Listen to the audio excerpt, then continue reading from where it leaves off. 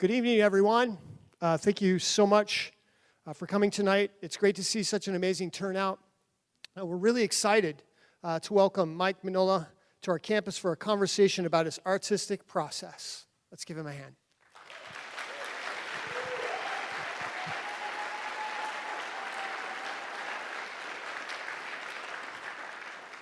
I think this is redundant because most of you know this, but Mike is best known for his distinctive art style and creation of the pulpy, genre-bending Hellboy, a multimedia franchise rooted in comics and spanning live-action movies, animations, games, and more.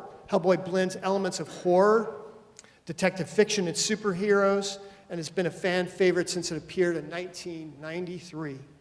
A reboot of the movie is being released in July of 2019.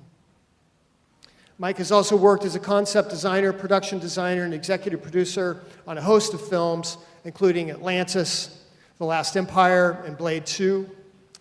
I want to thank tonight our Communication Arts Department Chair, TyRuben.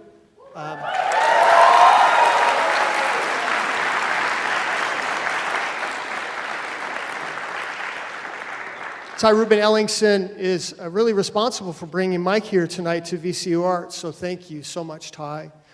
Mike and Ty actually met nearly 2 decades ago when they shared an office together while working on Guillermo del Toro's Blade 2.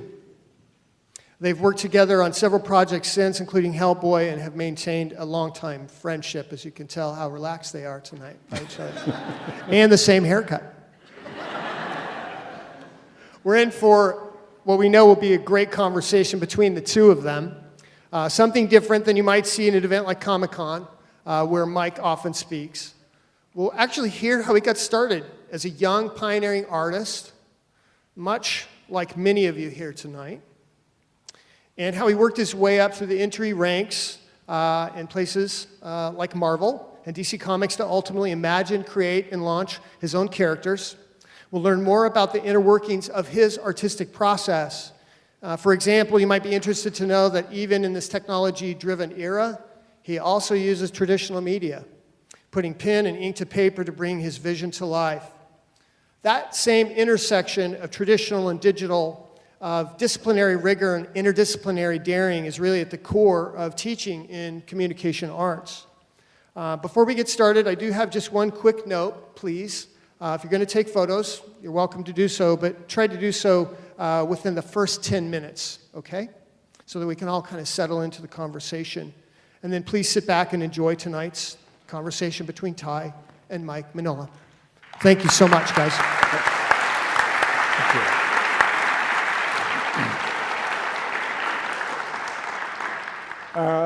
you. Is this microphone on? Yeah. Okay, good. Is Mike? Am I? Are you on? Okay. Okay, good. Good. First of all, I'd like to thank Dean Brixey for the introduction. I'd like to thank Gregory Kimball over in the library and Emily Kundort, who helped so much in putting this together. Kelly Alder, who's on the faculty of Communication Arts, and also Laren Brink, who was very instrumental in getting us set up for this evening. Oh wait, I have a prop.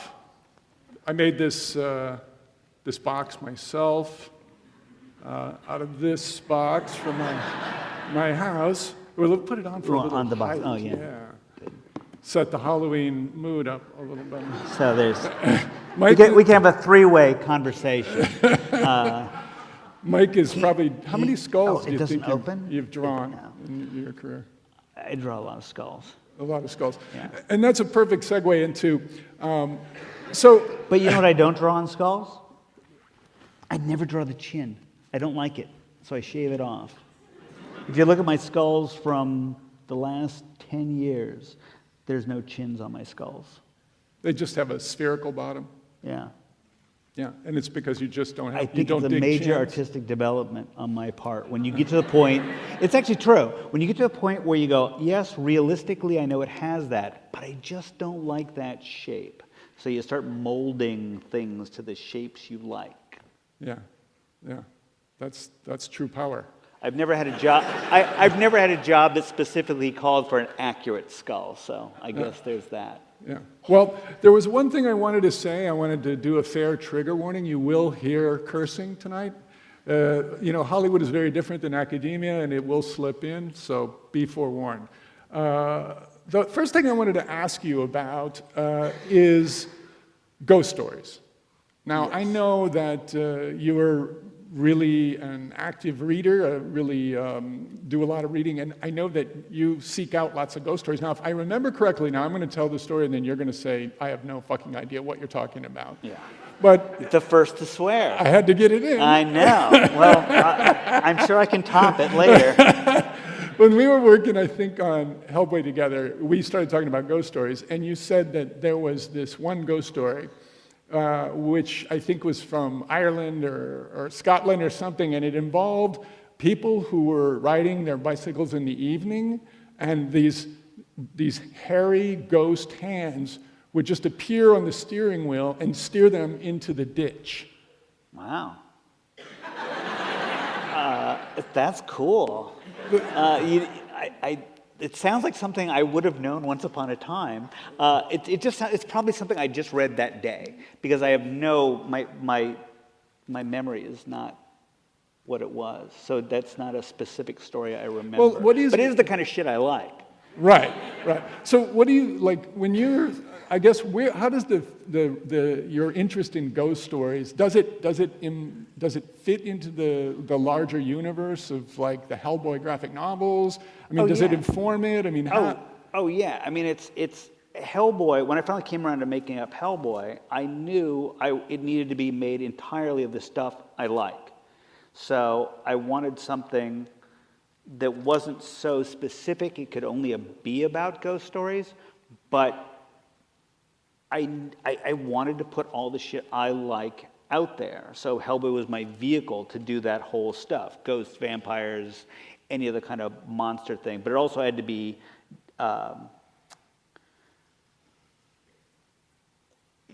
like versatile enough that if I got tired of drawing ghosts and skulls and monsters, I could do like a Western, So my main character's a monster. My whole goal was to get away with drawing nothing but monsters for a living. So you make your main character a monster, and even if you lose your mind and want to do a story about a guy going to the grocery store, well, you're still doing a monster going to the grocery store. Right. But I mean, it goes back, like the first, probably jumping over another question of yours. But please. The first 10 years of first 5, 6, 7 years of my career was just doing whatever jobs I could get my hands on. And I ended up at some point, because I'd done this big kind of high-profile superhero book, I had a reputation, I realized, as a superhero artist. And the next job I was offered was this Batman, Jack the Ripper, Victorian-era thing. And while it wasn't a ghost story, it was close enough. It was the time period I love the Victorian era, especially for ghost stories. But Jack the Ripper means shadows and spooky shit and stuff like that. So I knew it was going to be a pain in the ass to do that job, but it was the first job I did where I said, I need to take this job so I can start creating the work that I want to be known for, as opposed to just, oh, that looks like it might be fun, or oh, that pays okay, or that might be easy. It was a hard job, but it was that first time where you said, this is the shit I really care about, I'm going to do that work. And I've pretty much tried to do that ever since, because I do think the audience can tell if you're really into it.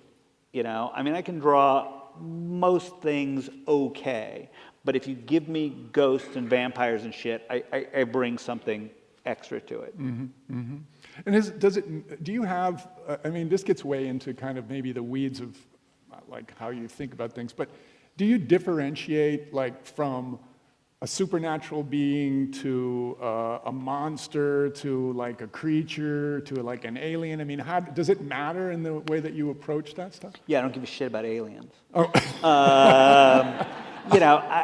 I like old school supernatural stuff. That's my thing. So when people talk about classic horror movies and they're talking about Friday the 13th or Halloween, I was like, No, that's not. You know, to me, the classics are these really great old black and white. They don't have to be black and white, but I love period pictures. I love vampires. I like, you know, there's a very small handful of great ghost movies. That's my stuff. I'm unapologetically old-fashioned with that stuff. Now, we were talking earlier today about our influences, you know, people who were important in our youths, you know, people that made an impact on us. And I know today, and I'm just trying to think about questions that come up in the classroom with our students, is there's such a concern about plagiarism, right? And borrowing from others and using, you know, others as kind of like a stepping stone towards where, you know, you're trying to personally evolve to. I have my own personal view on that. I mean, I kind of feel as though, you know, it's appropriate to explore the areas defined by other artists before you. But I know that you've been really influenced by the artists that you've admired. Can you talk at all a little bit about, you know, like Frank Frazetta and how it, you know, what it was that you felt about your evolution and their guidance or that kind of that touchstone or? I mean, yeah, Frank Frazetta was the first artist I desperately wanted to be. You know, that was one of those things, whatever my plans previous to seeing his work, when I saw his work, I was like, no, I want to do that. But I could never... Do you remember the first one that you saw by chance? No. Oh. I remember, you do? You remember? No, I remember it was. No, I don't know. No, but I remember walking to, I had just started buying comics. I wasn't collecting comics, but I was buying them. And this guy happened to stop by my dad's house and said, there's a comic book store in downtown Oakland. And I'd never heard of a comic book store before. And I think when I do remember walking into that place for the first time and just going, oh my God. And I do remember it had Frazetta posters on the wall. So that might be the first time I ever saw that stuff. And that was one of those life-altering things. So I wanted to and I probably would have loved to have been able to imitate him, but I couldn't. You know, I just wasn't good enough. And I learned a lot from him, but I didn't, thinking about it now, it was more about the way he composed pictures. His compositions are still real in my work. But it wasn't about his like costume details. A lot of stuff that you see people imitate and end up on the sides of vans and stuff, the way, you know, Conan's belt looks or something like that. I never did that kind of stuff. I think even then probably I was looking at a couple different artists, but with Frazetta I was really looking at the way he composed things and the way he structured things and the dark light values and stuff. So he was all of it for a long time, and then this other guy came along. I discovered this guy, Bernie Wrightson, and I wanted to be him. But again, I could never do him. In fact, he died a few years ago, and they were doing a tribute. There's talk of doing this tribute book. So it was, we'll do a Wrightson tribute piece. And it was really strange to try to do it because I was thinking, well, do I try to imitate him? Which I tried. I studied his work. I copied his work. But I don't know that I ever did anything that looked anything like his work, except for the actual copies I did in sketchbooks and stuff. But it was just, so I think always when I was being influenced by guys, there was always something else mixing in there. So I was always, consciously or not, I was kind of making it mine. And then when I got to the point after Bernie Wrightson, I went through this phase, probably a couple years, where I couldn't figure out who I wanted to be because every new artist I was looking at, suddenly it was like, maybe I should be like this guy. Maybe I want to be Arthur Rackham. No, I want to be Alex Nino. No, I want to be this guy. And I was studying so many different people, completely, radically different art styles. And then, you know, the little man who lives in the back of my head had a full-time job trying to go, well, you want to draw like Barry Smith, but you want to put Arthur Rackham trees in there. That's from a different universe. And you want to do this other guy's kind of clouds. So that guy in the back of my head is trying to come up with some kind of consistent art style where it's the best of all these different people. Which is why now when people look at my stuff, they go, who the hell are your influences? Which is good. Because nothing worse than being the guy where they go, oh, you're the 32nd best Jim Lee. We know we can't afford Jim Lee, and we can't afford the 10 top Jim Lee guys, but if we go far enough down the list, we'll get to you. You know, you don't want to be that guy. Right, right.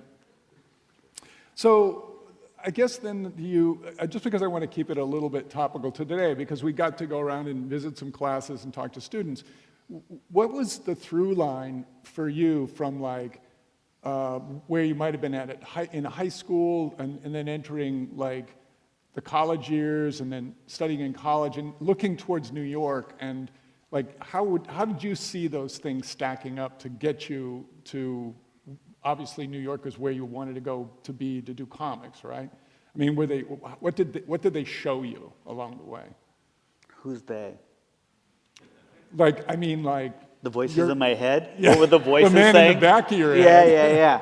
No, but I'm trying to get a sense of like, how were you impacted by, college? Yeah. And what were your concerns in college with regards to making it through and getting out the other side? Yeah, I mean, the only thing I ever could do was draw. So I knew pretty early on that's what I needed to draw for a living. And I did go to art school, and somewhere in the middle of, I went to art school for 2 years, and so, by the time I hit art school, things became less abstract. It's like, I'm going to draw monsters, and then around, the first year of art school, you start thinking, how am I practically going to make a living drawing monsters for a living? Because I can delude myself that I'm going to do these, I'm going to illustrate these hardback books. Because again, around the 70s, early 80s, there were a lot of these nice hardback books coming out. It would be like fairies and gnomes and giants, and you're like, I want to be one of those guys who does those kind of big illustrated books. But even then, I was practical enough to go, well, I'm a brand new guy, so I'm not going to get those jobs. And there aren't that many of those books. So I won't delude myself that I'm going to be that guy. So where can I get a job where I can draw monsters? So, I had gotten out of comics, and that's when I started looking at comics again and saying, well, maybe the comics business is where I should focus. And I went to conventions, and I reacquainted myself with people at conventions, and I met people, and I had the rudimentary skills, I thought, to be in the comics business. So it really became a practical thing of where can I go to get away with doing what I do. And also, I didn't drive. And I think I've gone back and forth on this. Did I not drive because I knew I was going to New York? Or did I go to New York because I was so terrified of the idea of driving? And I think more and more, it was one of those things that clicked, where I went, comics is in New York, and you don't drive in New York. Oh, that's perfect. So I was so desperate to go to New York that I hooked up with a lunatic in my 5-hour Friday perspective class. He was going to go to New York. The minute he got out of school, he was going to New York. And I went, do you have a place to stay? Yes. You got room for another guy? Yes. Great. I should have asked more questions. But that was all I needed to hear. We got tickets, and I found out, on the flight to New York, I found out that he was crazy. And in fact, I'll never forget sitting at Kennedy Airport. We got to the airport, and he pulled a wad of paper, crumpled paper out of his hand, and he says, I think I've got this guy's number. But it was a guy he had met at a party a couple years earlier who'd said, if you're ever in New York, you need a place to stay, let me know. And he thought he still had the guy's number. And we're sitting there at fucking Kennedy Airport. To make it more weird, he's on a payphone trying to call this guy, maybe randomly calling all these phone numbers he had crumpled in his pocket. And I'm sitting in a coffee shop in Kennedy Airport, and I look over, and there's Leroy Neiman sitting in the same coffee shop with that big mustache. I'm like, where the fuck am I? What have I done? That was some scary shit. But that shows my desperation to go and be in this business. And what about that? What about desperation? Was that a driving factor in, like, you had to achieve it? I mean, I'm always interested in that piece. I've always had this feeling of the clock was ticking. Mm-hmm.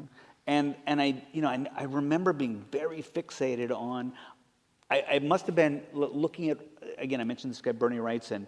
I remember a book came out on Bernie Wrightson's career, and I remember looking at the dates and figuring out how old he was when he did certain pieces, or how old he was when he started working for DC Comics. So I think I always had this sense of, I got to get going, I got to get going, I got to get there.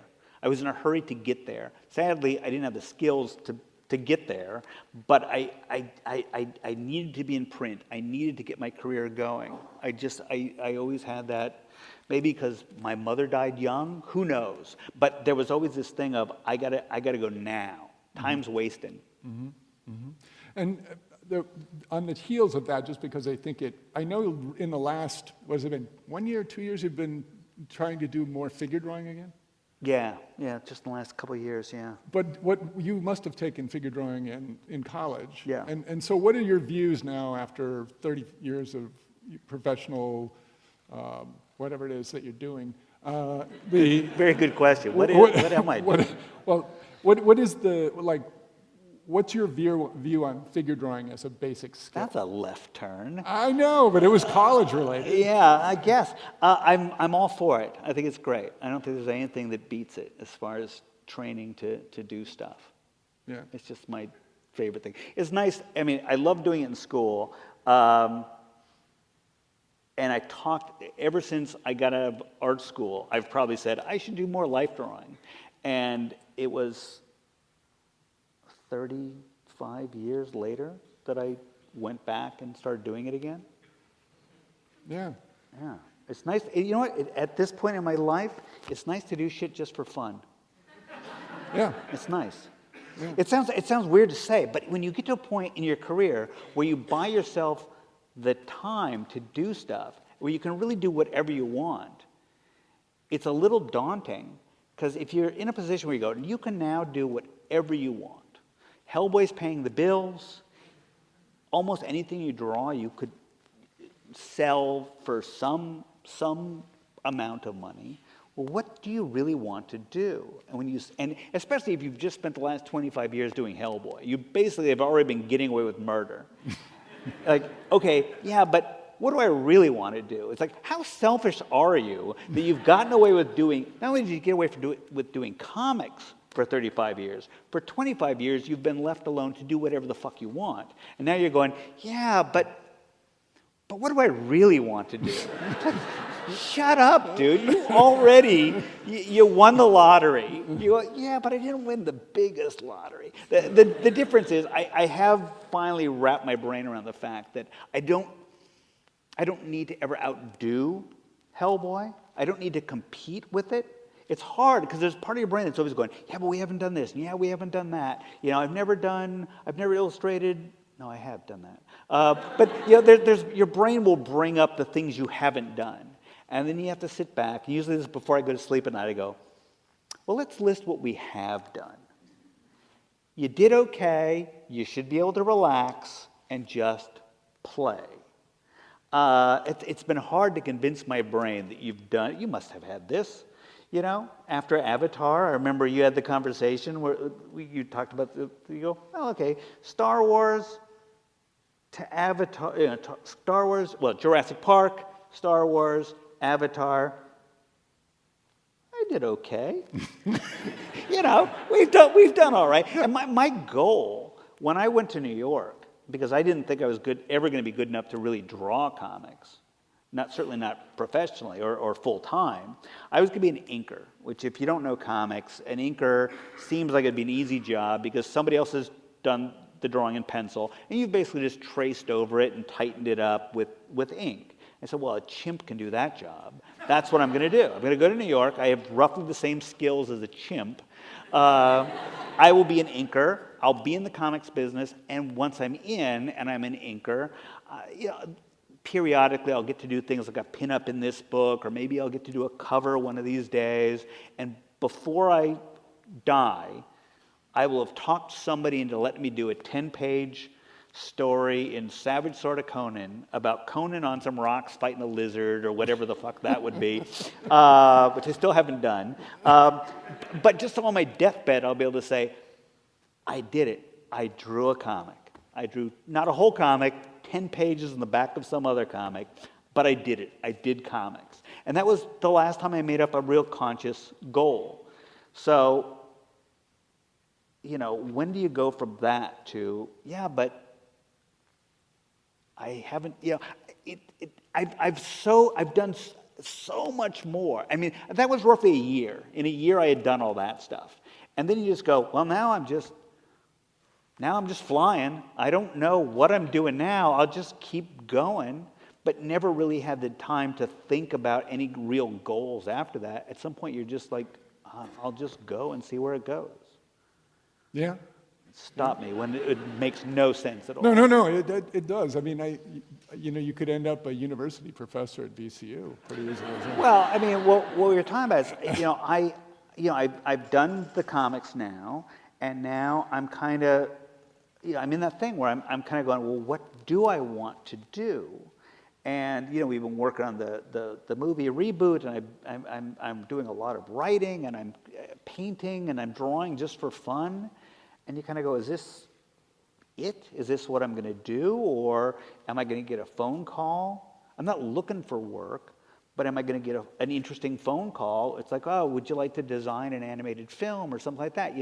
It's almost like you're clearing the decks so that if something interesting comes along, you're free to do it, but you don't need for any of that stuff to happen. I'm happy just to pile up drawings that, maybe someday they're a book. People have been saying for years, when are you going to do like an art of Mike Mignola?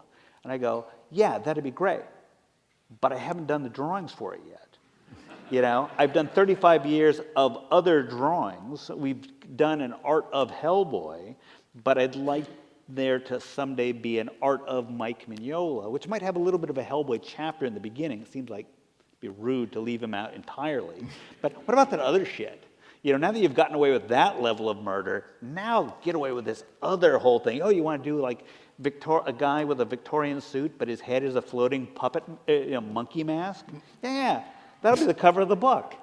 That's the shit I do when people say, do whatever you want. Okay, I'll do this. I love that. I think because I'm on a Halloween kick, I actually didn't know, I don't know that I've ever asked you this. Did you work on Bram Stoker's Dracula with Francis Coppola? At what point was that with the development of Hellboy? Was that while you were doing Hellboy, but pre-Hellboy, or? It was before Hellboy. And in fact, I don't know.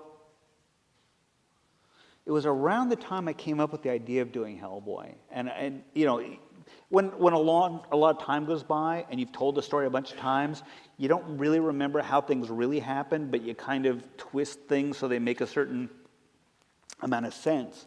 But for years, what I've thought is coming off of the Dracula experience, because I was in San Francisco, I was just drawing the comic version of the film, but since I was 15 minutes away from Zoetrope, I ended up going up.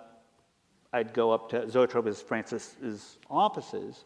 I'd go up there and I'd pick up reference, and I'd met Coppola, and I came in and I consulted on some stuff, and then one night I watched a rough cut of the film with just Francis and George Lucas. And we had dinner. We had dinner and wine and cappuccino, and then watched this rough cut of the picture. And I remember thinking after that, wow, how did I end up there? And I was drawing. Did George know who you were at that time? I don't think so. I'm pretty sure he doesn't know now, though he does own a couple pieces of mine. I don't know, maybe he knows. I was never able to get a read on George. So in a way, it's kind of like I had this career that just kind of wandered to the point that you end up in a room with those two guys, and you end up in a room sitting between them, and you've had wine with dinner, and you've had cappuccino, and you're sitting between them, Francis, George, and you've got to go to the bathroom so bad you know you're not going to make it through the movie. And you say to yourself, do I ask the guy who made The Godfather or the guy who made Star Wars where the bathroom is? And your brain just goes, I don't know, we've never been in this spot, and we never anticipated being in that spot. So I'd like to think that on the walk home that night, I went, well, why don't I just make up my own comic book character? It's like, I haven't done that either, but it's just, how do you top where you've ended up? And what I hadn't done was put out something that was mine. And that goes back to what you were talking about earlier, the Batman piece, right? Was kind of also about putting everything together in the proper formula to create the Mike Mignola universe. I've never given a shit about Batman, but I did do that Batman Gotham by Gaslight. How did you do Batman when you never gave a shit about him? Because somebody said, because Batman's really easy. He's really easy, especially if you draw like me. Because the less you draw of him, the better he looks, and he's an easy silhouette. You know, he's a lump with two ear things, and a yellow symbol with a bat in it. And you go, he's a silhouette, and he's got that yellow thing, and he goes, oh, it's Batman. It's like, yeah, there's nothing there, and which makes him look better. So, but I had done the Gotham by Gaslight thing, which kind of set the tone for what I wanted my work to be like. And it was like probably the biggest commercial success I had, which I didn't follow up with another Batman because I don't think I was offered another Batman. Plus, if you draw regular Batman, sooner or later you got to draw the fucking car. And I have no interest in drawing cities. I had no interest in drawing the Batmobile. So I just stayed away from Batman. And then one of the great editors in comics, Archie Goodwin, one day he said to me, I have no idea what led to this. He says, why don't you write a Batman story? I'm like, well, I don't know shit about Batman, but I like to draw graveyards. Could Batman fight a guy in a graveyard and then he falls into a grave and a skeleton starts sucking the life out of Batman, and then there's this hallucinogenic pseudo-Victorian thing with H.P. Lovecraft kind of stuff? And I remember Archie going, yeah, that'll work. So I did that. It was the first story, well, it was the second story I plotted, but it was the first like full-length comic that I almost wrote. But since I don't know shit about Batman, I knew another guy who lived near me who was a writer. And I said, I've made up this story, will you script it? Because I was deathly afraid of actually doing the actual dialogue in a comic.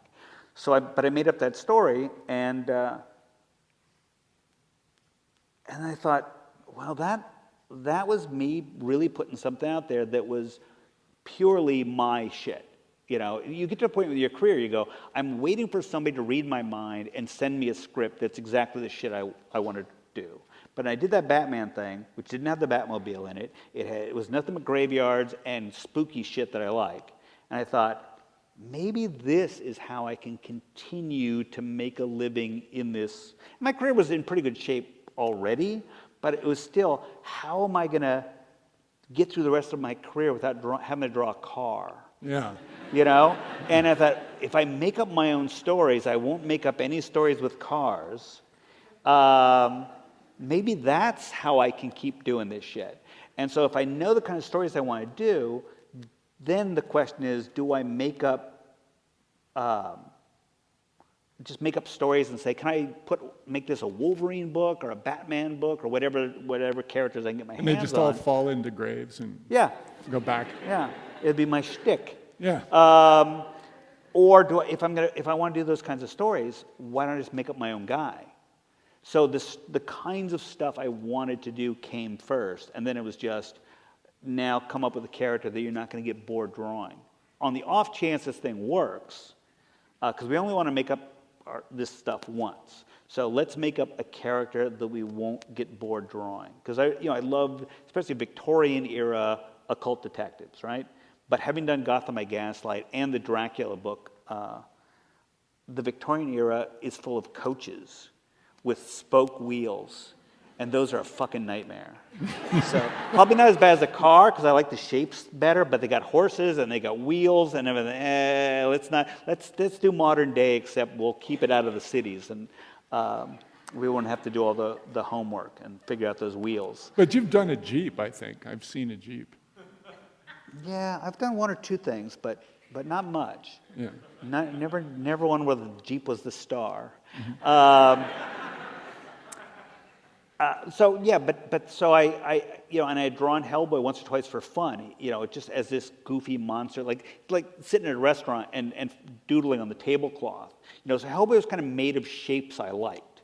And he didn't have an origin, and he wasn't even really a character. It was just some kind of fun thing to draw. And I drew this sort of character once or twice for fun, and I thought, that's a character, or that's a thing, that I drew entirely for fun. If I can take that thing and make it the star of my book, then I would be drawing something that I just made up for fun, that's fun to draw. If I can get away with that, graveyard stories, starring a thing that's just made of shapes I like. And once on one of these early drawings of him, I had written in the word Hellboy, which I thought was hilarious. I still remember doing it. I still remember it because he had this belt buckle thing on, and I went, something's missing. Something needs to go on that belt buckle, and because of the shape, it was like, Hellboy. And I think I laughed out loud. I thought it was the stupidest thing, and I thought it was hilarious. So when it came to making up my own thing, I'm like, well, I'll draw that lunky, devil-looking guy, and I'll call it Hellboy. So there was no part of me going, someday they'll make a movie out of this. It was just like, could I possibly get away with this? And originally it was going to be, when I came up with the idea for the comic, it was going to be sort of like a team book. There were 4 or 5 different characters. And I tried for weeks to come up with a name for this team, but I couldn't come up with a name. The only name I ever had was Hellboy. So I said, well, because I got nothing else, I guess that's the name of the comic. And there you go. Now, this afternoon you were talking about this, and it made me think back to one of our, Drunken rambles? Yeah, pretty much that. But was the idea that I found interesting today was that your creation of the character and then writing the subsequent books actually gave you greater and greater insight into who this character was and what his story was. And it sounds like, at least from our conversation this afternoon, like that's just ongoing till very recently, right? The evolution of the character and how you came to know him more deeply. And yeah, it started as just kind of a fun shape, and I thought I'll make him red because having a character who's so obviously the devil, and he shows up and everybody goes, oh, hello, are you here to save us? But not, oh no, what is it, the devil's here? It's like, no, he's just everybody's friend. He's got hooves and a tail and the stumps of horns, but he's everybody's friend. I just thought, it's so stupid. I love that. And that's as much as I was ever going to do with the character. But then I accidentally wrote in a conversation where one of the other characters, because I had nothing else for the characters to say. I draw them, and then I wait for them to talk, and one character starts yakking about some prophecy about Hellboy being the beast of the apocalypse, and I was like, oh, shit. I got nothing else, so okay. Drawing to me is work. I know how drawing is done. Writing is an entirely other planet. And I never set out to be a writer. At some point, you end up writing your own work, so you make sure that you don't get a script that has cars in it. Mm-hmm. So you write your own stuff. But writing, when it works, it's like it's coming from some other place. You sound like a lunatic saying this, but it really is like you create these characters, and then they kind of go places, and you're like, well, I thought you were going to go there, and it's important that eventually you go there, but if you want to go that way for a while, that's kind of cool. But, you'll get over here eventually? All right, I'll give you a certain amount of room. And the dialogue, sometimes it just spills out, and you go, well, I guess I made it up, but it just, especially in the shower, I'll start doing the dialogue for different characters in the shower, and it's like you're sitting back going, really? You're going to talk about that? I didn't see that coming. Okay, let me just write that shit down. It's weird. It's cool, but it's kept me in comics because it's interesting. I knew where I wanted to go with this series, but I didn't know how it was going to get there. Even I killed off Hellboy, and so I plotted this big story, but I plotted it very loosely, and eventually this is going to happen, and somebody's going to do this, and somebody's going to do this, and somebody's going to do this, and eventually he's going to die. And even as I started plotting the story, I didn't know which characters were going to do which things. And there's a little pig monster guy who had been a throwaway character I'd done in another story. So I brought this character back, and as the story went on, I realized this gigantic arc of Hellboy was as much, if not more, about the pig guy than it was about Hellboy. But that's what happens. You give these characters enough room to breathe and kind of evolve. But I think that the interesting thing that came out of today's conversation is that even though they were evolving as you were creating them, or you were giving them space to show you who they were, you took that as a very serious task. Because I do remember a specific conversation at the Chechnyan Dance Hotel one evening over some popcorn, and I was kind of asking you, could you just throw in anything you wanted to into the story? And you said, well, you could, but I would decide to put in things because they fit into the story.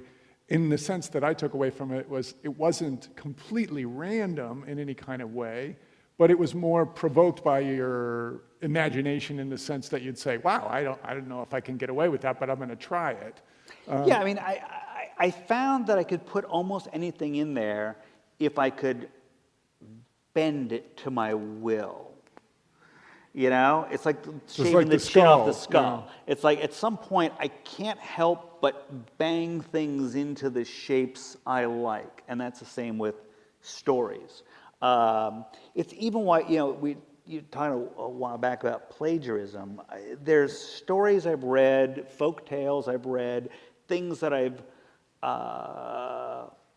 incorporated, borrowed, lifted, stolen, but at some point, you've done this stuff long enough, you have enough of a sense of how you do things that I could take Jack and the Beanstalk, which I actually have. I've taken Jack and the Beanstalk and done my version of it because the machine is there.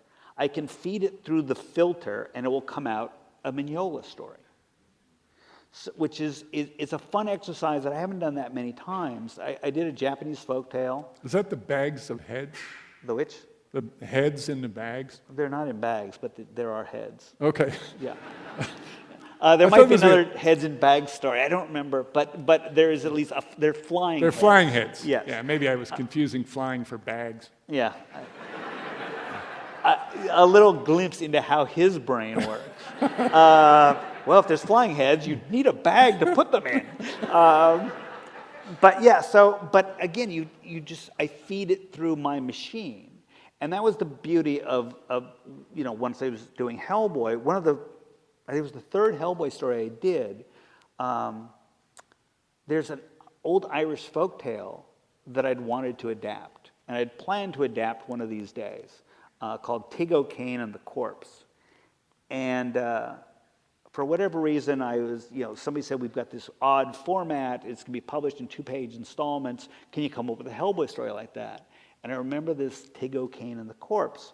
Well, can you say what you're saying? Tig O'Kane? Tig O'Kane. Tig O'Kane. Yeah, it's a name. Right. Okay, got it. And the Corpse. And it's very episodic.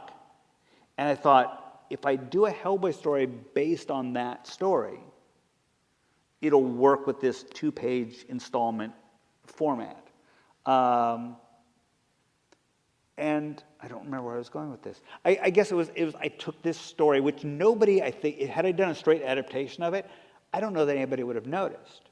But having created this character Hellboy as a vehicle for doing these kinds of stories, I created what a lot of people still consider the best Hellboy story. There's a weird story with this story, Hellboy story, ultimately called The Corpse. It was the third one I did. The first one was co-written, scripted by this guy John Byrne, and that was just me trying to figure my shit out, right? The second one I did, John said, "You're on your own, son. I was here just to help you out. I was your training wheels. Now you're writing the book yourself." Second one I did, a werewolf story, was a nightmare because there's something about being able to, I have nothing but insecurities. I'm made of insecurity. I will hide behind anybody if I can. But here I am, I'm making up my own stories. I'm drawing my own stories, but I certainly can't write them. I can make them up, but I can't put the actual words on paper. Well, finally, John leaves, so I've got to write the thing myself. And that's like just being naked. And to make matters worse, this werewolf story was being published in black and white. So I was totally naked. Whatever I drew on the page, whatever words I came up with, that's all there was going to be. There were no professionals involved, except a letterer. It would be professionally lettered, but written and drawn by a complete amateur who didn't even have a colorist coming in to cover up shit and make things work. So that was a nightmare. It's got some stuff I'm pretty proud of. It's got one bit in there that I'm really proud of because I came up with a bit that was very emotional, very sad. And it's usually the kind of stuff I would be embarrassed to do.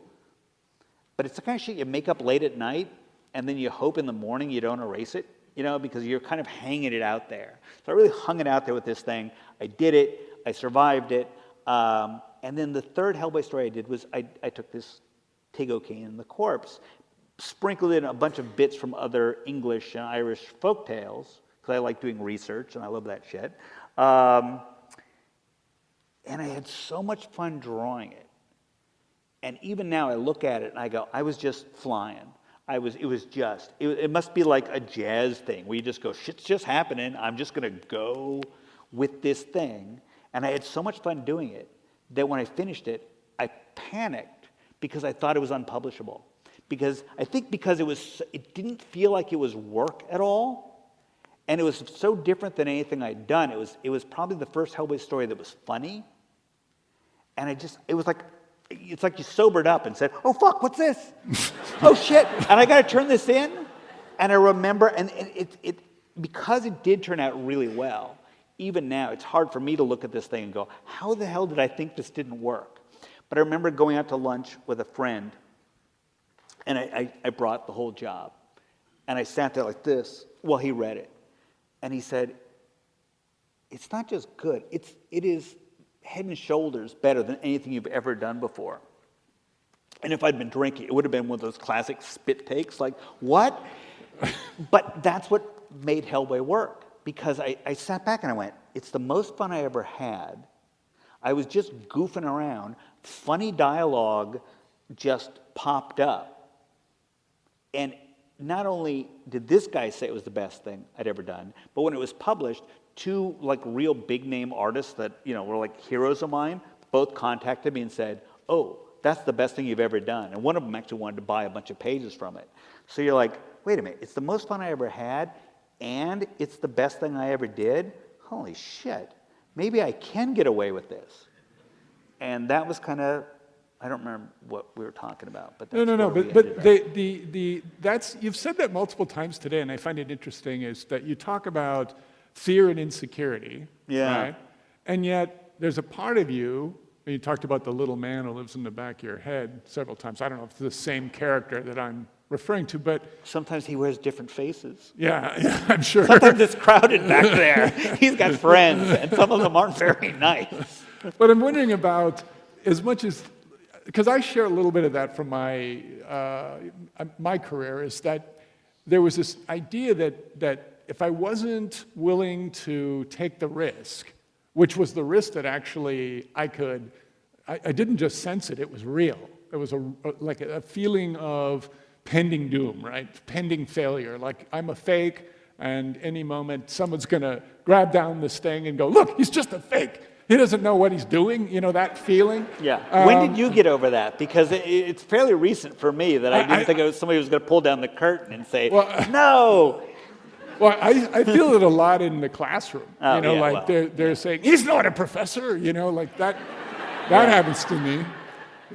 I just wear the little vest and, come in and start pointing and, look, let's draw, that kind of thing. But I think there's something else that I would like to transmit to the audience, which actually you said today when we were talking to one of the students, said, what would you like to talk about tonight? What would you like to have people walk away with? And you said inspiration.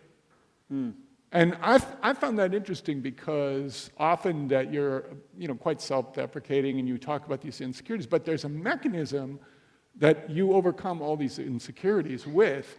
And it sounds like it's a mixture of risk and like tenacity or the sense that you're going to fail, so you might as well fail big? I don't know. I'm just curious.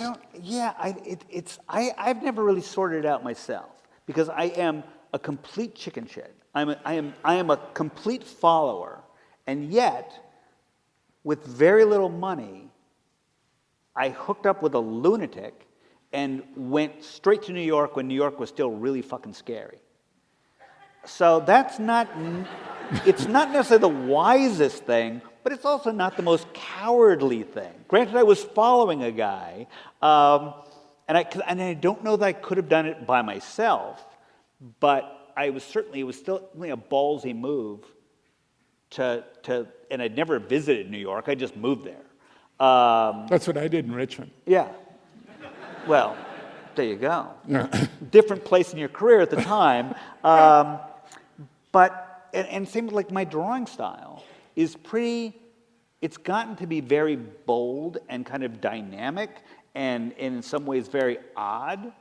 It didn't happen overnight, but so I do make these kind of big moves, and I apparently wasn't embarrassed to make up this silly comic about a red character named Hellboy, which is, again, not a particularly safe thing to do.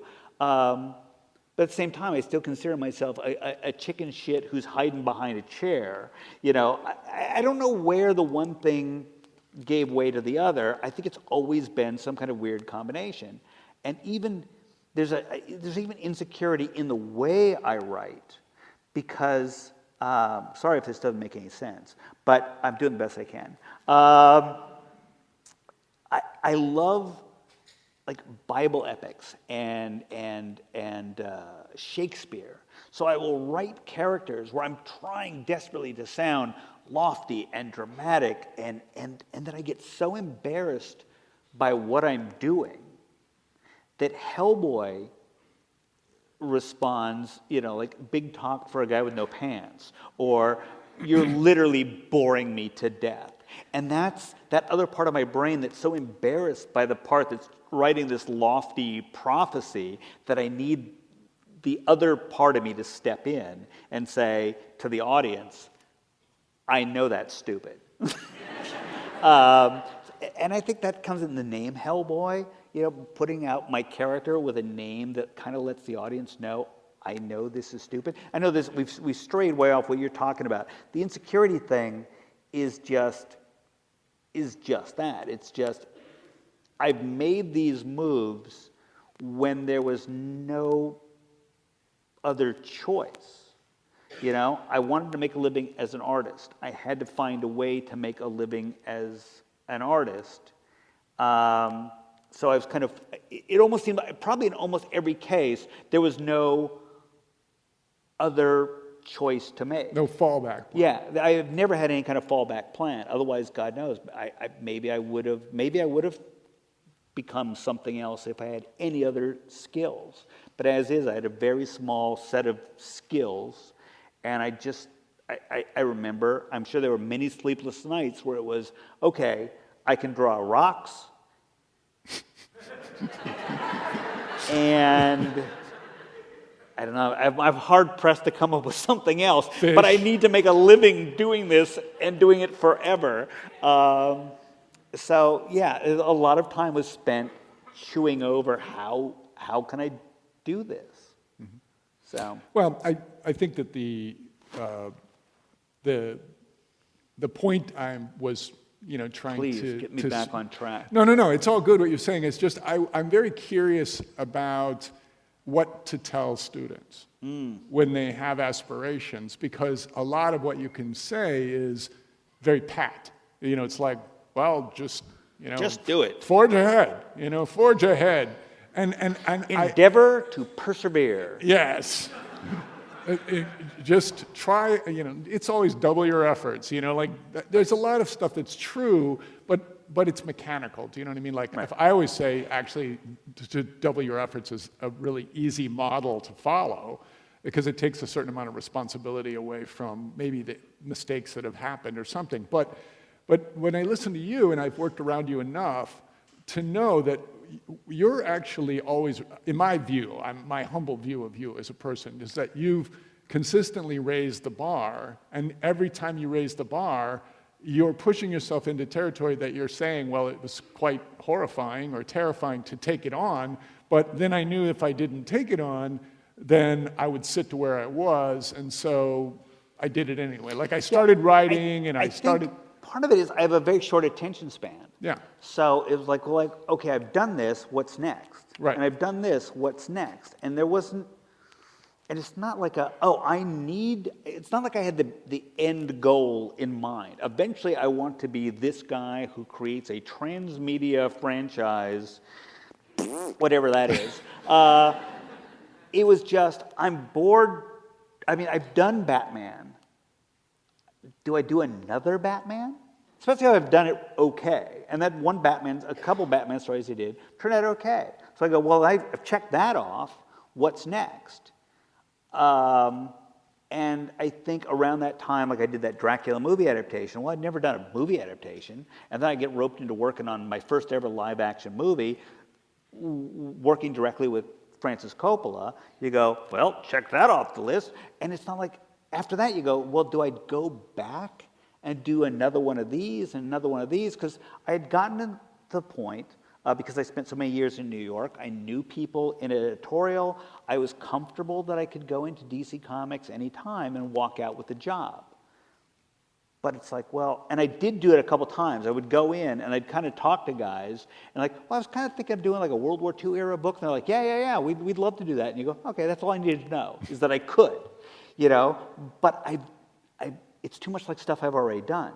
So there's a part of me that was always kind of looking ahead, not out of I need to advance my career. It's just like, well, but I've already done all those things. So let's just keep looking at what else might be out there. And maybe that's where I am now. Maybe it's like, well, okay, I've done all that stuff.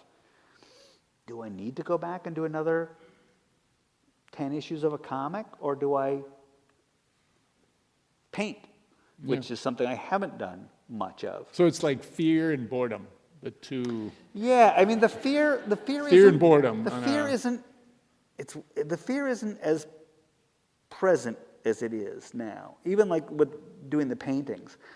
I don't care if people like them or not. I'm just doing them for me, which is a kind of a nice place to finally get, where you just go, I'm trying to do stuff that I like. But the fear, the insecurity is always there. The insecurity is always there, but it doesn't build to fear unless I find out that my connecting flight I've missed. And then I go, oh, what am I going to do? I got to call my wife and tell me, how do I get onto a different flight? You're a 58-year-old man. Figure it out. So I am 58. I thought I had that number wrong at first. I can't wrap my brain around. I'm so much older than I ever imagined I'd be. I have the same feeling, yeah. I've been saying I'm 60 for the last 5 years to get used to the idea that I'm going to be. Well, how old are you? 59. Okay, because somebody else I was talking to just turned 58 also. And I said, why is this one ringing a bell like no other ones? Because we think in even numbers. And 58 means you're almost 60. Poor 59. 59 is like, oh yeah, that's going to happen. Who cares? But shit, I'm looking over 59's head at 60, and 60 is really big. Like, hi, I'm exactly what you always thought really old was going to be. I can't be that. You have to tell the story. No, you don't have to, but you have to tell me the story you told me when we were walking over here and you were trying to put the toothpick back in your Swiss pocket. Oh, well, this is veering off the art track a bit, but it's you don't realize that to the outside world. I mean, to me, I make up stories about monsters for a living. I think about werewolves all day long and vampires and shit like that. And I draw pictures of, guys with puppet masks for heads. But somehow you became 58 years old with a white beard. But inside, you're like a 14-year-old retarded kid who's just making up puppet stories. Until you're running down the street with your keys in your hand, and you trip on the sidewalk and you fall, and the people across the street They just saw a really old man head dive into the street. And I had my keys, I have a little tiny Swiss Army knife on my keys. So I crashed into the floor, and I managed to hit everything on the way down. Hit my drawing wrist, hit my knee, cut my knee, hit my face and my chin. I must have just bounced all over. And the people across the street, it's like, oh, he's no... I got to think, because I remember being young enough to see an old man fall and go, he must have broke his hip, because they always break their hip. The old guys, when they go down, they always break their hip. So they probably rushed over to see what a broken hip looks like. And I'm trying to and inside I'm like, I'm just 14 years old. And the little toothpick, there's a little toothpick that goes in the Swiss Army knife, had popped out. And so I'm telling them, no, I'm fine.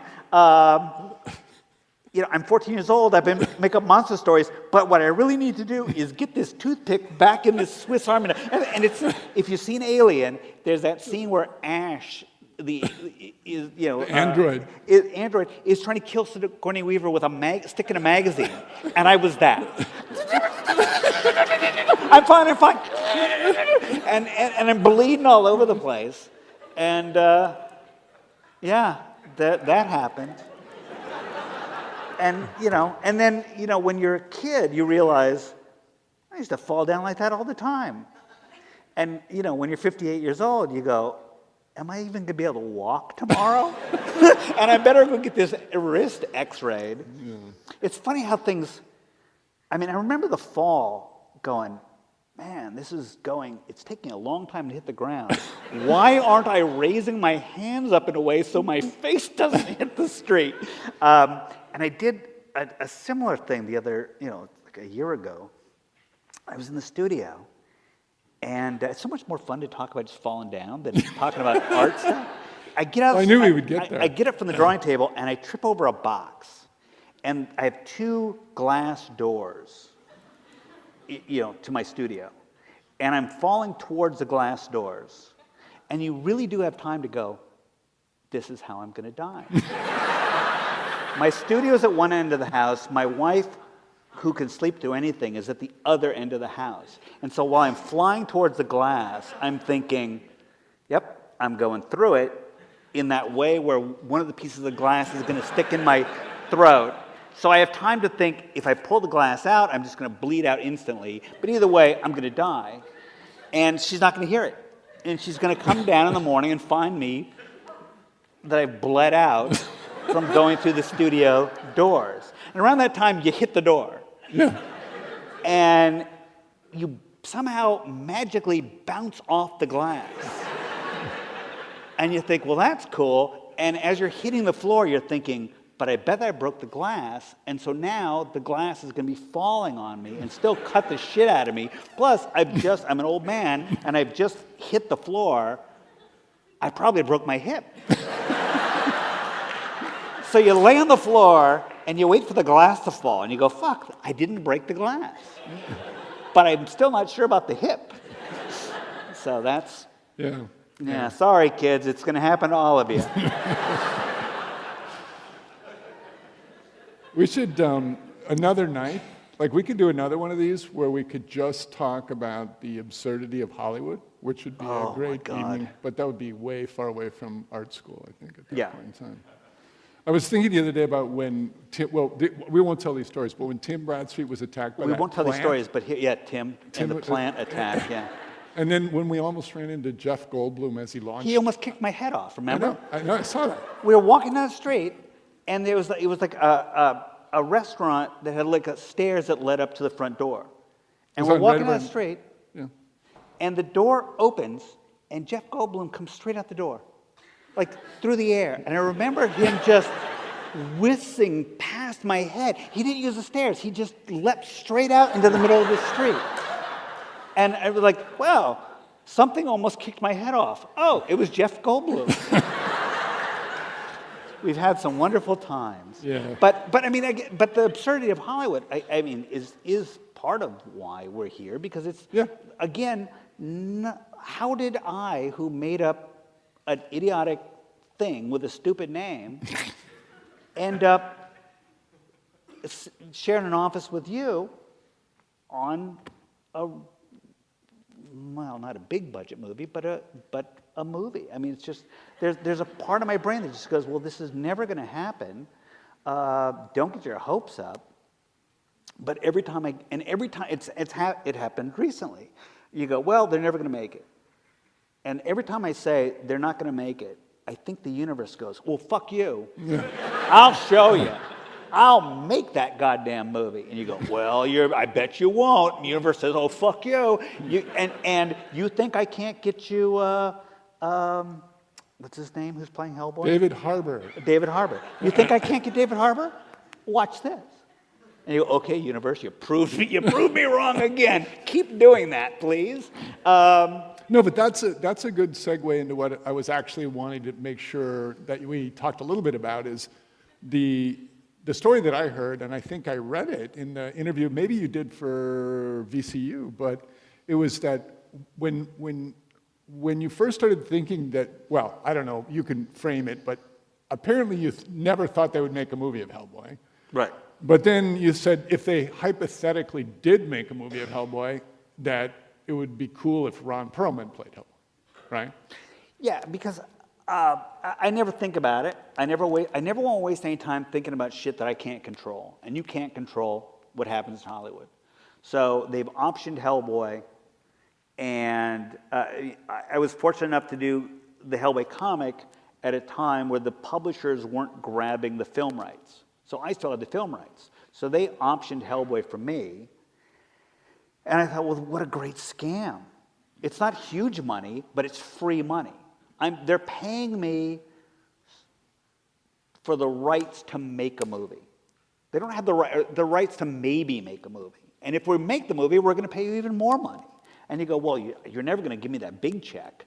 But if I can trick you guys, or you can be deluded enough to think there's a movie down the road, and you're going to re-option this thing 2 or 3 times, that's what I thought. After 2 or 3 times, they'll know it's dead. I know it's dead already. But if they think it's not dead and they're just going to give me free money every couple of years, that's cool. That's as far as I thought. But I did then go, well, there's another part of this. I'll make this a longer story.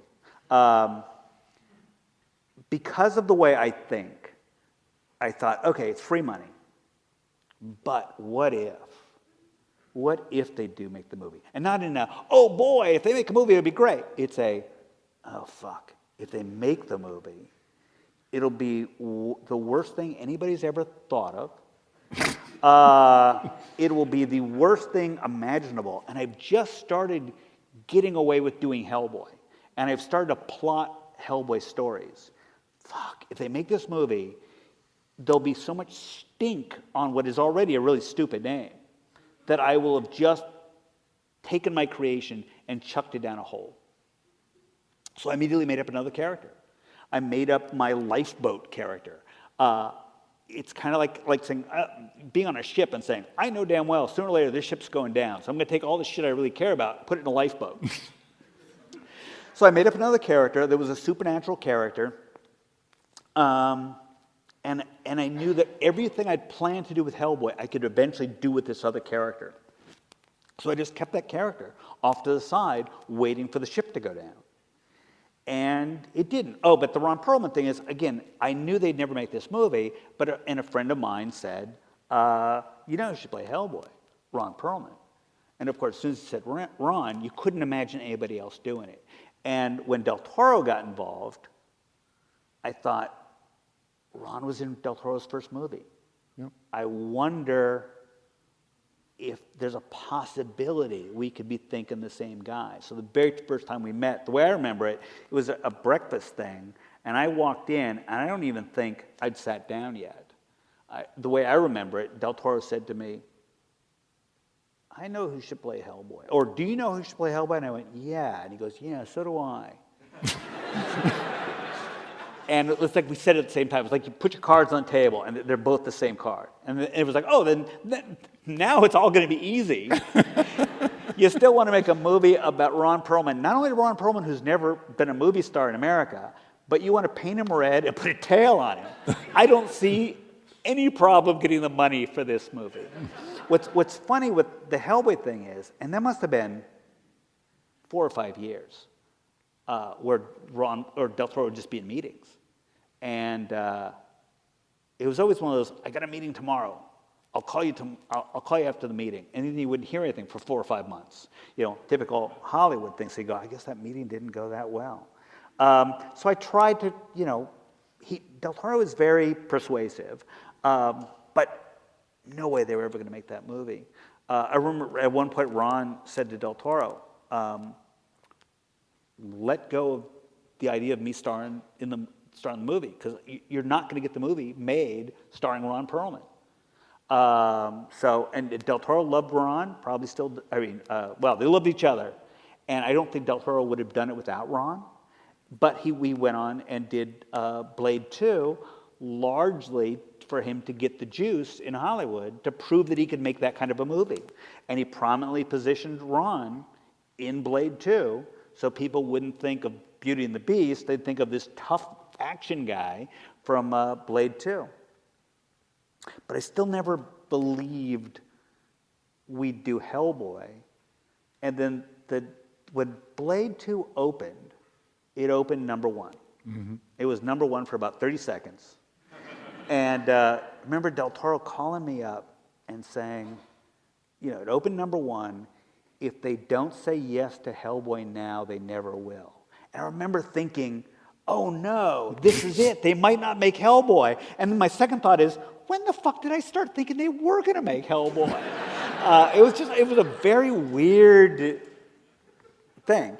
But, you know, there you go. So it happened. And I remember you, when we were working on the movie, you would kind of remind me every once in a while, you know, this thing can go away tomorrow. They haven't greenlit this thing. I've worked on shows for years that have just disappeared. And like, thanks, Ron. Thanks, you know, that's Ty, exactly what I want to be hearing. But yeah, I try not to, I'm deathly afraid, one of my fears is disappointment. So I never want to get my hopes up. So it's easier to try to convince myself there's no chance it's ever going to happen than to get excited about it and then have the crushing defeat of having it not happen. So I did this on the reboot. I've been saying for years, it's never going to happen. It's never going to happen. But that's what I was reading, was that you didn't really have an idea, and then your wife said David Harbour, or yeah, you just saw... Again, I was telling myself it was never going to happen. There'd been some brief discussion of, well, who the fuck would play Hellboy? I'm like, I don't know, but I'm not going to think about it because it's never going to happen. And then we were watching Stranger Things. And the minute Harbour showed up as the sheriff, Christine said, well, that guy could play Hellboy. And from then on, you couldn't imagine anybody else. I never mentioned it to anybody because why bother? Because you couldn't get him. And they're never going to make the movie anyway, so why waste time telling a producer, hey, you know you should play Hellboy? But 2 weeks later, the producer called and said, out of the blue, what would you think about David Harbour? And then you go, now that's fucking weird. You know, of all the actors on Earth, the only guy we were able to think of independently is David Harbour because he plays an overweight, grumpy sheriff. Yeah, that's exactly what we were looking for. And the fact that we got him. I mean, we got Ron and we got Harbour. Yeah. Which were our only two And I saw them ever. having lunch together in a Twitter feed thing. Yeah. And I thought it was like going to implode or something. Well, that was interesting. And I've never gotten the full story on that dinner. But if you look at that photo, because it showed up on my Facebook page, that Harbour was in town, and he called up Patton Oswalt and said, can you get me together with Ron for dinner? And so the photo, and you guys can probably find it online, it's Harbour with a big grin on his face, and Ron looking a little territorial, I mean, looking happy enough, and little tiny Patton Oswalt sitting between them, looking like he's just had the longest night of his life. And I think, because Ron is Hellboy. I'm the only Hellboy. You know, well, you're going to try to do Hellboy? Good luck, son. I wish you well. You know, Harbour said there was a lot of testosterone at dinner. But I mean, Ron was great. Harbor's great. I feel bad for Patton. Because I don't know what that dinner was like. I kind of wish I'd been at that dinner, but I'm probably glad I wasn't. But I did rush out to see Harbor the next morning. I met him the next day because I said, "Oh, I see you're in town." So. And is there anything that you would like want to share about the new Hellboy? I mean, is there anything like? I would encourage people to go see it so we can do another one. Yeah. No, but it's R-rated this time, right? Yeah, it was. I mean, when we started talking, this thing started out. I shouldn't say it started out badly, but from my perspective, it kind of did, because out of the blue, they suddenly said, "We're making another Hellboy movie, and it's going to be this," and they sent me a treatment, and I remember saying, "Well, this isn't a good idea." Why didn't somebody ask me before they went to the trouble of having somebody write up a treatment for this thing? This is completely wrong. And I remember the scary old, did you ever deal with Larry Gordon? Yes. Mm-hmm. Scary. Yeah. Old Hollywood, tough as nails. And I remember saying to him on the phone, you just want me to agree with this thing. So I'll go along with you guys making it. And he goes, "I don't need you to," or I said, "You just want me to sign off on this thing." He goes, "I don't need you to sign off. This is what we're doing." And I was like, there's a reminder, they have the rights. You don't have the rights. There's nothing you could do to stop them from making this movie. So part of you goes, "Well, fuck you. I will have nothing to do with it." And then you go, "Oh, shit. What if they actually do make this movie?" And I could have gone in there and helped them not make the mess that they would otherwise make. And I know they'll never make the movie, but on the off chance somehow they do, I better read this, I better work with them on this thing. So it started out in an awkward place, and then I just kept getting pulled back into it, even though I kept saying, I don't want to waste any more time with this because they're never going to make this movie. But there was always the, but what if they do and I didn't fix that scene? And it happened right down into filming. I'd gotten, at various times, I'd been frustrated with what they were doing, and they kept changing things, and I just said, I can't read this script anymore. And they go, "Well, we're making the movie tomorrow."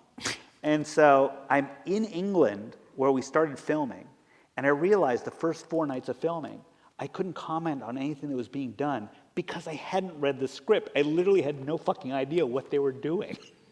So when we moved from the 4 days shooting in England, we moved to Bulgaria for the rest of the filming.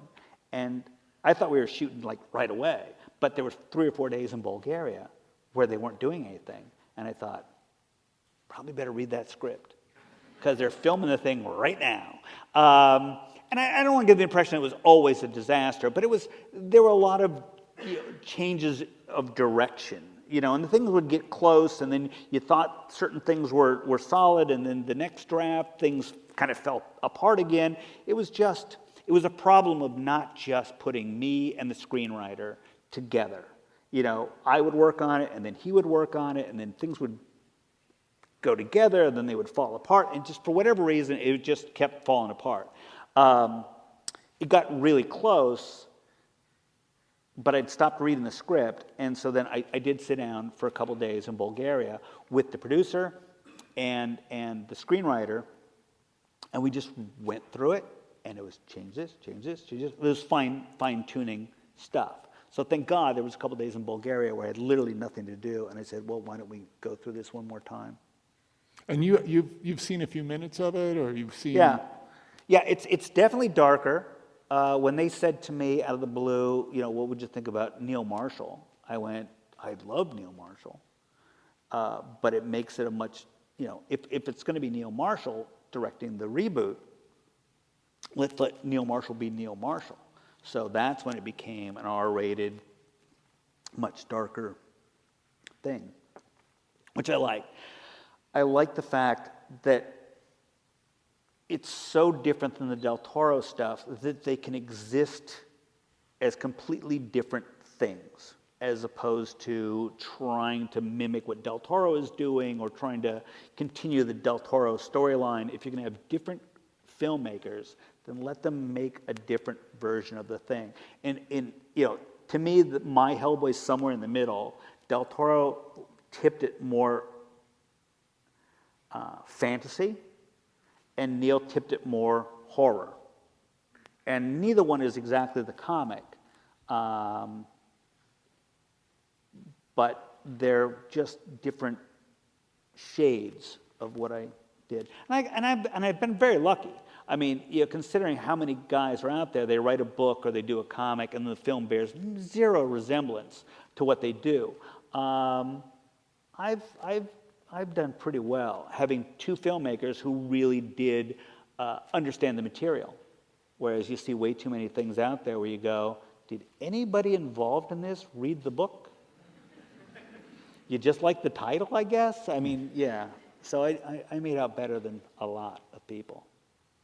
Especially when you consider it's about a red guy with a stupid name. Stupid name. Yeah. And he gets 3 movies. I'm still like 100% convinced there's a 3rd movie. I've seen a bunch of it. They sent me some of it today. And I was there when they were making it. But it's always that, I used to say, I'll believe it when I'm on set and I see a guy come out of a trailer dressed as Hellboy. And now I've pushed that back to, okay, I've seen that, but I really need to see it at a theater. Then I'll really believe, because I'm sure something can still go wrong. But no, it's funny, after all those years, like with the Del Toro stuff, all those years of saying it's never going to happen, I'll believe it when I see Ron painted red. And I remember a moment on the plane over to Prague and going, that's tomorrow. That was weird. That's one of those, your life, especially if you get old, you go back and there's just those moments that pop out. Mm-hmm. And that's one where you just go, that's tomorrow. I can't wrap my brain around how crazy that is, that's actually happening. And yet, on the day when Ron walked out of his trailer as Hellboy, it's the first time I'd ever seen him as Hellboy, I went, oh, hi, Ron. It was normal. How does shit like that become normal? I just posted something on Facebook the other day. It was like 5 women in Victorian outfits painted red as female Hellboys. And it was like, Victorian Hellboy-themed tea party. And I was like, oh, that's cool. How does that become something where you just don't go, what the fuck is this? You go, yeah, of course that happened. Why wouldn't that happen? It's the strangest thing, because people say, oh, is it so strange to see your stuff on set or something? I go, no, because by the time you've gotten there, you've climatized to how weird it is so that it's not weird anymore. So the weirdest thing is you end up in these places, Eastern Europe in the middle of the night with, John Hurt, the Elephant Man, and Ron, as Hellboy, and you go, why does this feel perfectly normal? So that's when you just go, this career has ended up okay. But you end up in these amazingly weird places. And with my very limited skill set, I've somehow managed to do this. Yeah. So that's good. Yeah. So I shouldn't be sitting there torturing myself at night going, yeah, but you've never done an album cover. Fuck that. Who needs to do an album cover? Well, I think what I'm hearing, we've known each other for a long time, and it's always interesting because normally when we have spoken in the past, it's all about whatever happens to come into my mind, your mind at the moment. Yeah, but even on the movies, we would have those long, very serious conversations about, because you're much more serious than I am. I think it's probably pretty clear by now. But you would have these things, and you were also the greatest cheerleader, because when I walked in, I was the kid who had never worked in movies. I didn't know shit about anything, and you would kind of coach me through stuff. Don't do this. Don't say this. When like he just said this. What does that mean? You go, doesn't mean anything. Don't worry about it.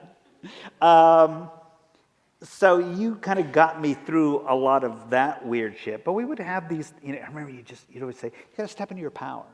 You have power on this thing. They're making Hellboy, for Christ's sakes. I'm like, no, I'm just a hired guy. He goes, no. Remember, you created it. The director downstairs is calling you up and saying, what should the guy say? You got to step into your power. Don't overdo it. Don't overplay it. But you take ownership is probably one of those kind of things that you would say. And I did my best to make you proud. It took a long time. Well, boy, that better be a good place to end, I think. Yeah? It's 90 minutes in.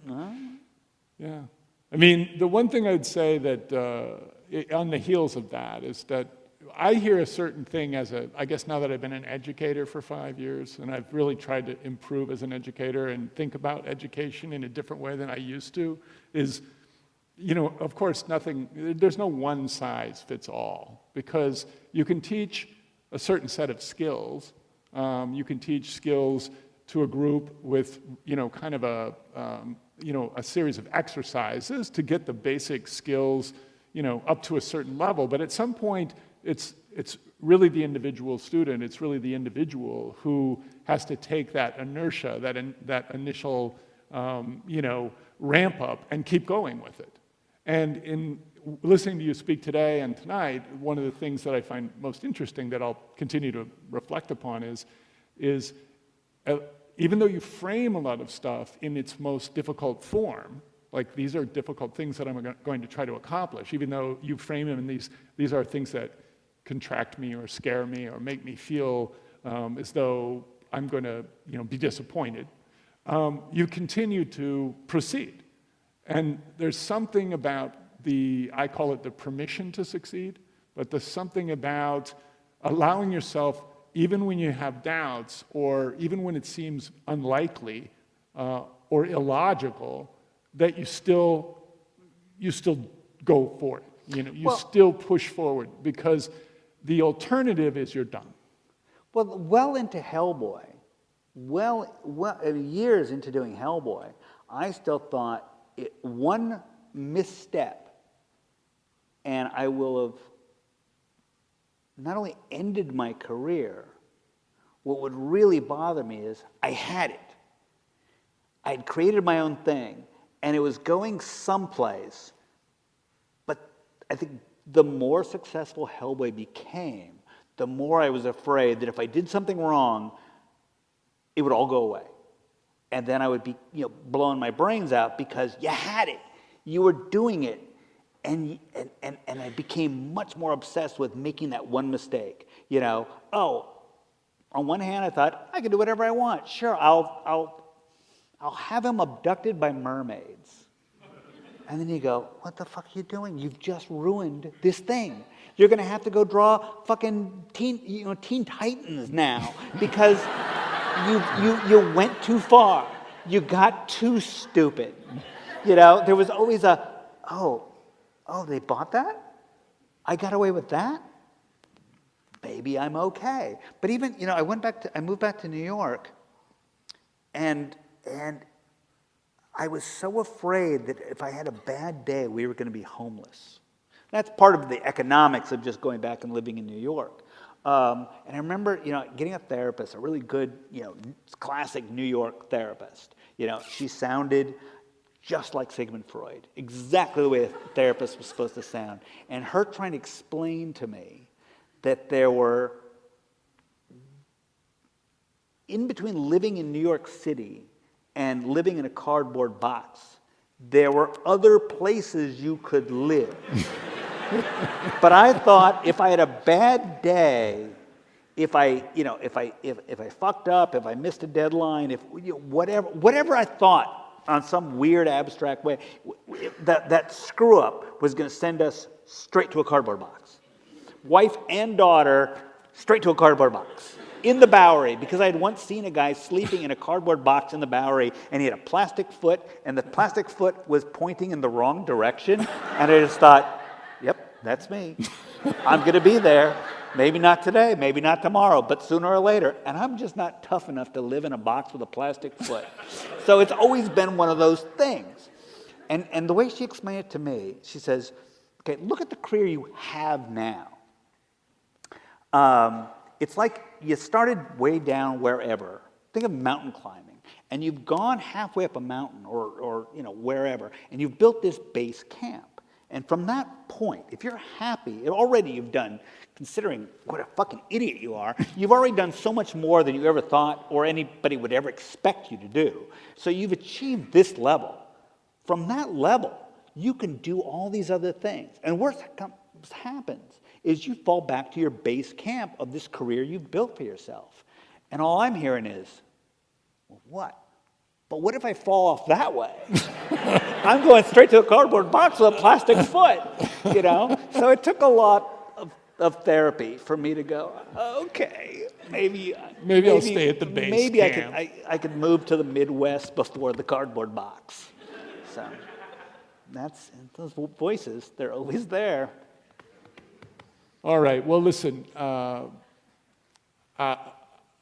behalf of the school, in my role as chairman of the Department of Communication Arts, I'd very much like to thank you for making that long haul across the entire United States and missing your plane and learning to survive that ordeal. Yeah, without taking any Xanax. Yes. And had it with me, though. I've learned not to travel without it.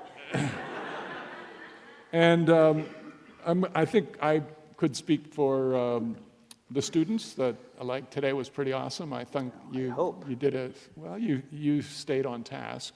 Did I? Yes. We did drift off a few times in other places. Well, yeah, but see, I guess another thing you get when you reach your level of success is that, if you veer off the road and the ghost grabs the handlebars of the bike, the hairy hands, yeah. that you get to take credit for that as educational, experiences for everyone involved. It's a life lesson. Is the way I would frame it. Nice bringing it around to the handlebars. Yeah. I can see how you got your position. I learned your lofty position, I learned Professor. it from you, yes. But best of luck with the movie. It comes out when? April something. April 11th? I'll call my wife. She knows. Sometime in April. Sometime in April. And theoretically. That's right. So thanks, everyone, for coming. We're going to call it a night. Thank you. You're the best. Don't forget your pound. Let's put it in the box.